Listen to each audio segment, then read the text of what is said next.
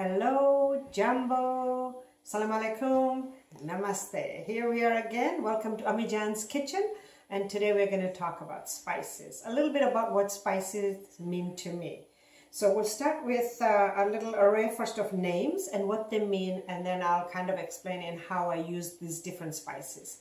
I personally find it is so much better to take the seeds from the store, bring them home, let them stay in seed form, and only blend a couple of tablespoons at the time that you need. Because I feel once you powder them up, they lose their intensity. And it doesn't really take long nowadays where we have so many gadgets in our kitchen. I personally like the bullet. I used to use it a lot, but I think I went through maybe 3 of them. And this latest one my daughter got me, and I really like it, is a coffee grinder. It does really well, does the job, smart, simple, and obviously nobody grinds coffee in it anymore because it tastes like spices. So there we go. We don't actually have coffee beans, but we use them for spices. So I'll start with this. It's my favorite spice. This is cumin seeds. We call them jiro. Nice. Oh, they're so beautiful, aromatic. And let's talk about how we use them first before I even go to how I blend them and what I use them for. As whole seeds, I use them in rice pilau.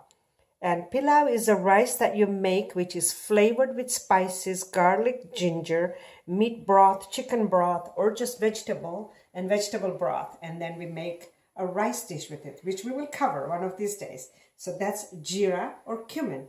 And cumin, when blended, looks like this, that nice, rich, dark color. And basically, when it's blended in this form, we use it mostly in curry dishes. So that's your typical, quote-unquote, curry spice. So this is your jeera, cumin seeds, and this is jeera, cumin ground up, okay? And we come to the next spice. I don't use this very often by itself, like I do the cumin seeds. The cumin I put in rice, as I explained before. These ones, I mostly blend them and use them in a curry, except in a couple of unique dishes. And when we do those dishes, I'll cover that. So this one is called coriander, and another Indian name for it is dana. And this is what it looks like. You can see it's got more of a lighter gray color, right? This one is so deep and brown. But these two spices combined are basic ingredients to your curry with the addition of one more spice. And while we're talking about curry, let's add this spice. And that is your haldi or turmeric.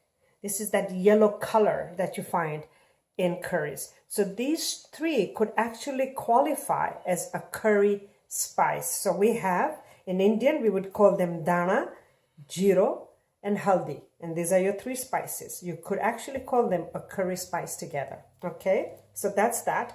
Haldi, other than a curry, I don't think I would use it very much. But if and when I cover it, I'll remember this point and bring it up again. Okay, so that's that. The seeds and the ground up version of it.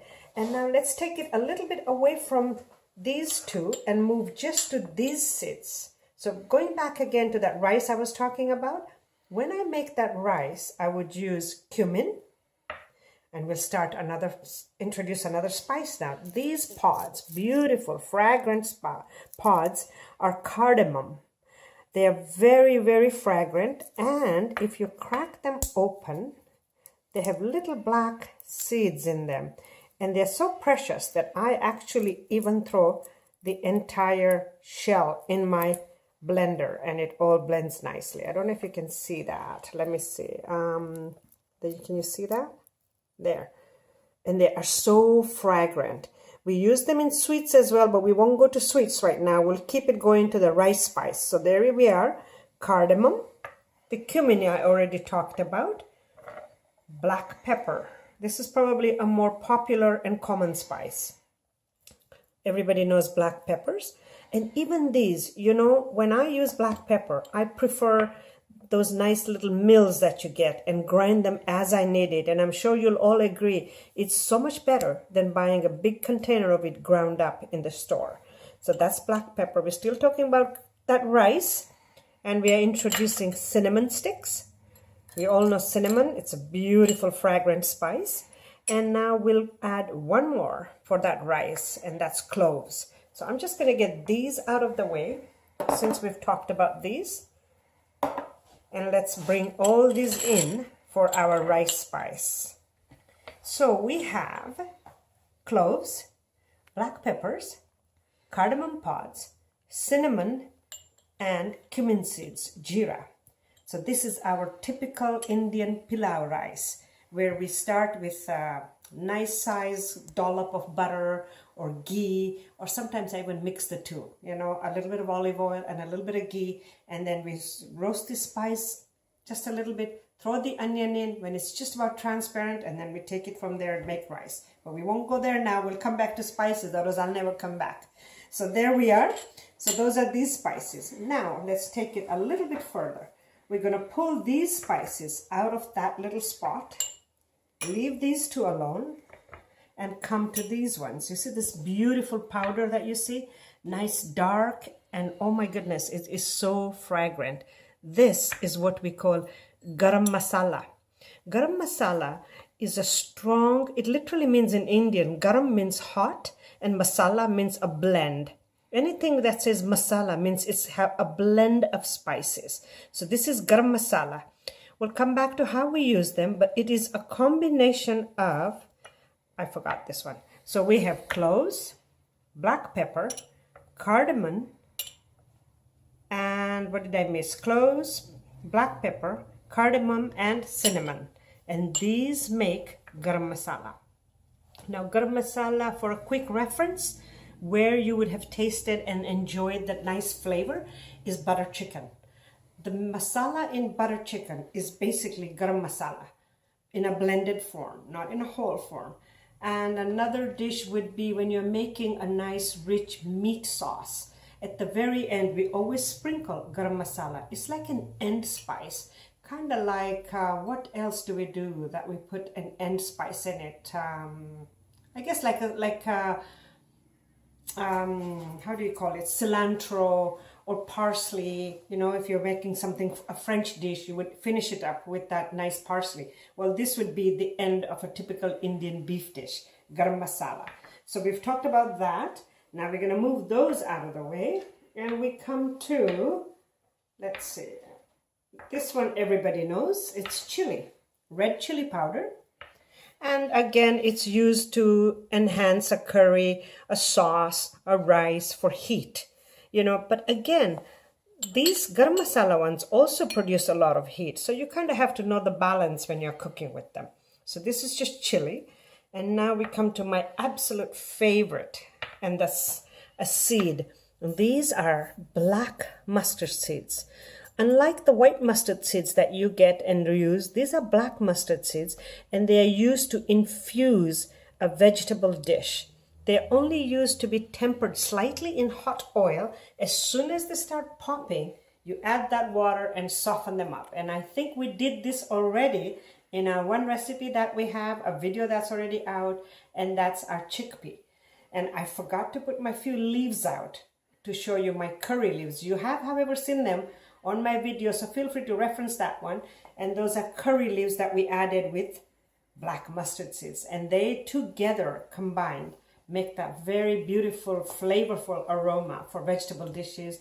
We can even use them, and we use them a lot in curried potato. So we definitely have to do that one once as well. And other than that, the very last thing to talk about is nutmeg. We use nutmeg in sweet dishes, and I try and keep one handy, and anytime I need one, I just pick it out of the container and grate it. Again, I try not to buy pre-powdered form of any spice. The only spice that I can safely say that I buy in powder form is turmeric. And for that matter, that too is available in Indian stores. I've seen it in Fruticana. It's seasonal, and they have fresh turmeric. I'll be honest, I'm not very familiar with it, and I don't use it a lot. But there's always room to try it. So one of these days, maybe we'll learn about it and definitely try it. But other than this, I don't buy anything in powder form. And I always make a little joke here, is if I were to use any of these in powder form from the store, I think my dad would turn in his grave, because he was, you know, a typical cook where everything had to be fresh, take time, because cooking is an act of love. And if you don't have the love in your cooking, it just doesn't taste the same. So hope this helps. And one of these days we will learn how to blend them and what we do with them. But like I said, the simple thing is, even sometimes if you want to take it a step further and really get the spice in it and get the extra flavor, put them in the microwave for 10 to 15 seconds. Let them cool down, then blend them, and your whole kitchen will have this rich, beautiful smell and aroma of spices. It's like as if you travel back in time when they were first discovered.